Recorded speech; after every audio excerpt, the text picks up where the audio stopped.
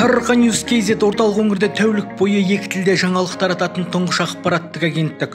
Қарағанды облысына қарасты 9 аудан мен 9 қаланың жаңалықтары бір алаңға топтастырылған. Бұл интернет ресурс жоқ аудан қалалардың жаңалықтарын көрсетуге мүмкіндік береді. Өңірде ғана емес, республика мен әлемдегі маңызды ақпараттарды да оқырман назарына ұсынады. Агенттік порталы жаңалықтар басты жаңалық маңызды қоғам, саясат, әлем, мәдениет, экономика, спорт, анығын айтсақ, аймақтар, фотогалерея сияқты бөлімдерден тұрады.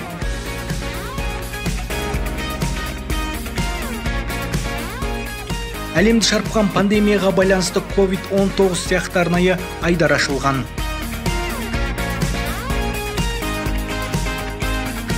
Ақпараттық агенттік мультимедиалық контентке баса назар аударады. Life 09 интернет редакциясы дайындаған жобаларын жариялап, ақпараттың видео жанрын қамтиды.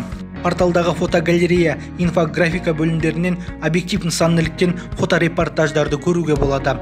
Агенттіктің қарқынды жұмыс үшін интернет редакция жасақталды. Маңызды ақпараттар мен айтулы оқиғалардың бел ортасында жүрген журналистер аптаның 7 күнінде тынбай жаңалық таратады.